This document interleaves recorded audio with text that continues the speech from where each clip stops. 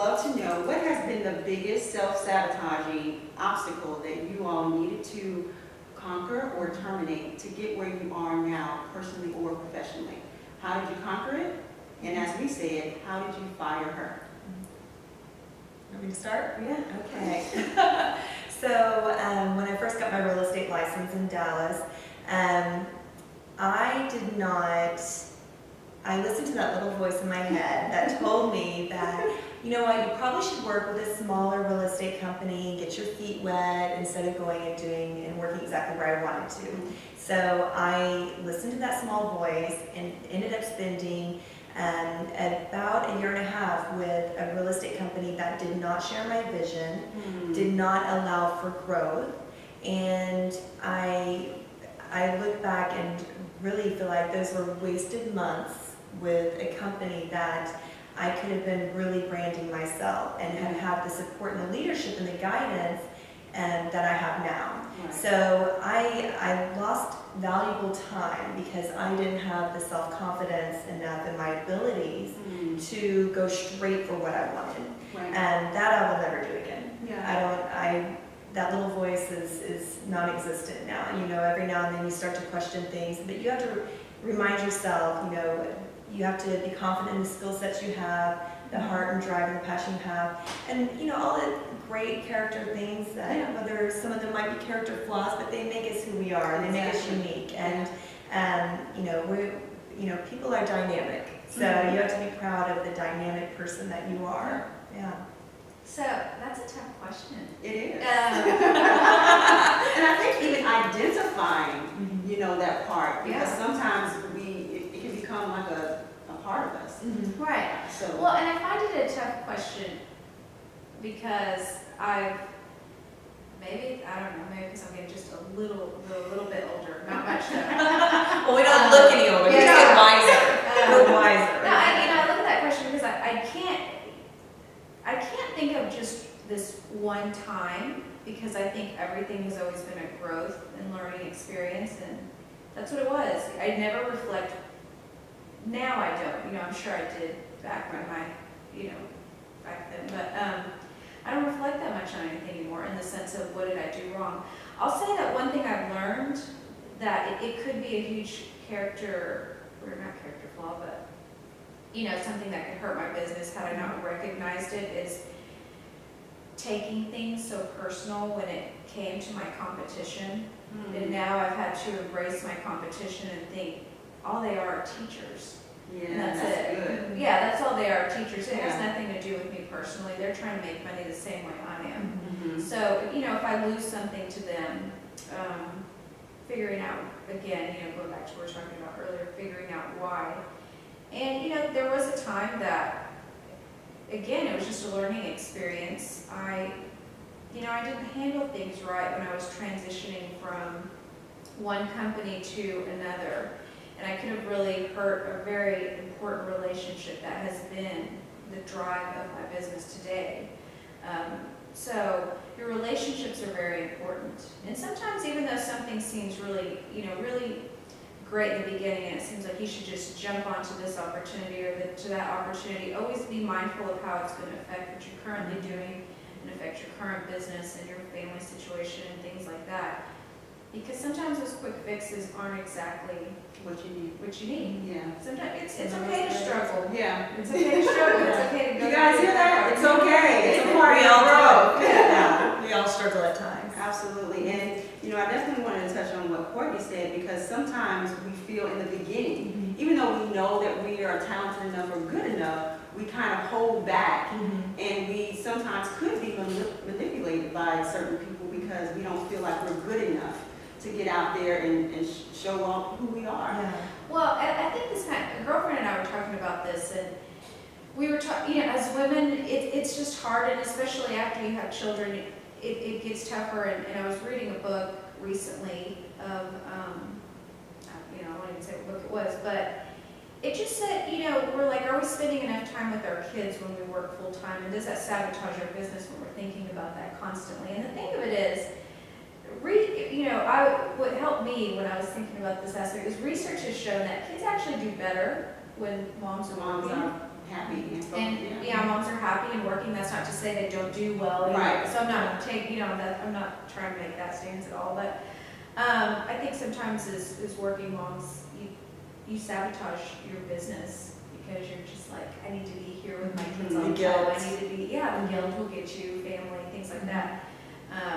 But again, that's not to say that that's all your focus. It's balance and things like that. So I think there's lots of different things we can feel like sabotage us or. Or we could do differently, and you get stuck in that moment of kind of beating yourself up over it, or but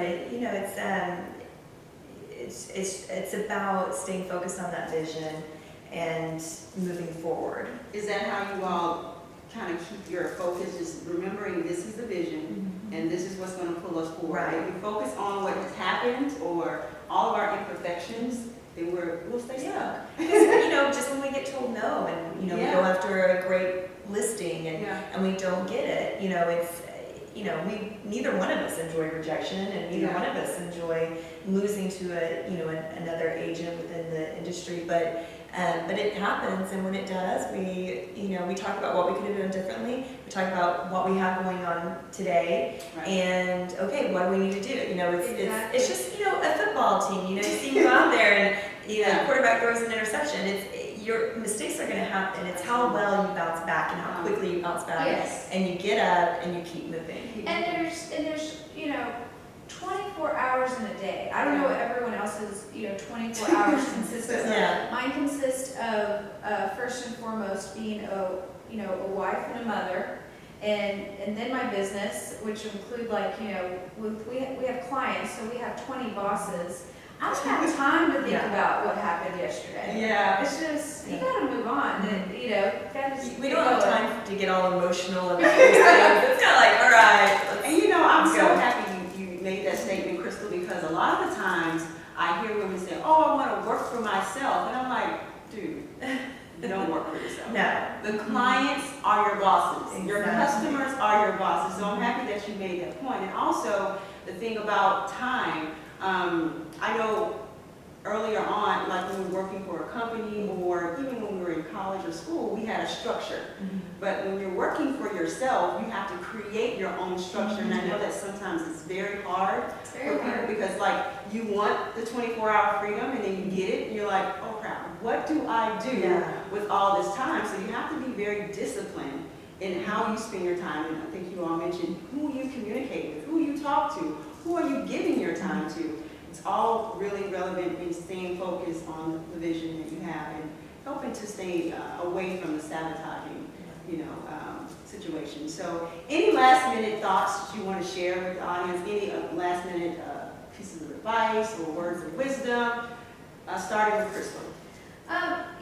Starting a business is very difficult. It's very hard. You can be really great at something, and it doesn't mean that you should go start your own business. I think that's powerful. I think, you've got to, you don't have to have it all at one time, but you have to realize that it's something you have to learn and get better at. But you have to be business savvy.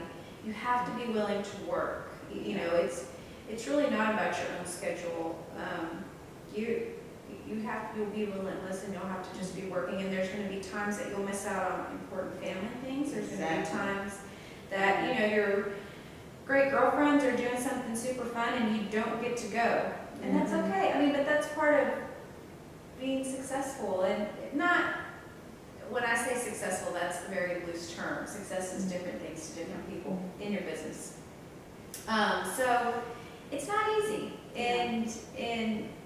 But if you have the drive and you're willing to realize that there are people that are just as good as you, if not better, at what you're doing. So you have to constantly be trying to make yourself better. Improve yourself. That's a big part of it. And I would say that don't be afraid to get your friends and family involved in what you're doing. Make sure that they know what's going on in your life and what you're trying to achieve, because you need them to support you. And what a great group of supporters you can have if you can go and start with them, talk to them, let them know what it is that you're wanting to do, let them know your timeline as far as when you're wanting to achieve certain things. people love to support people they love, and people enjoy helping others. So get people on board that you can lean on, that are also going to tell you, some of the tough things. Maybe, they're going to give you advice on maybe another direction to go. If they do give you advice, make sure that it's advice that comes from a place of knowledge and not just an opinion. But really seek out to spread the word of what you're doing, because the worst thing is sometimes when you find out that your cousin forgot that what it is you do for a living, and then they use somebody else or they hire someone else.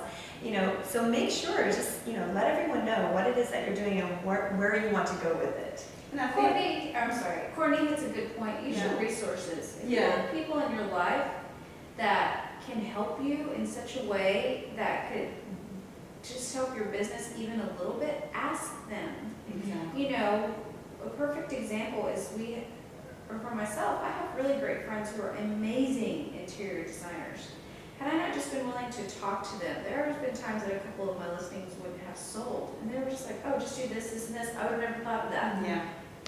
Don't use them. Don't use your friends. Now remember, there's things that they do for a living and they need to get paid. So don't say everybody owes you things for free. Exactly. So, but use your resources. Definitely.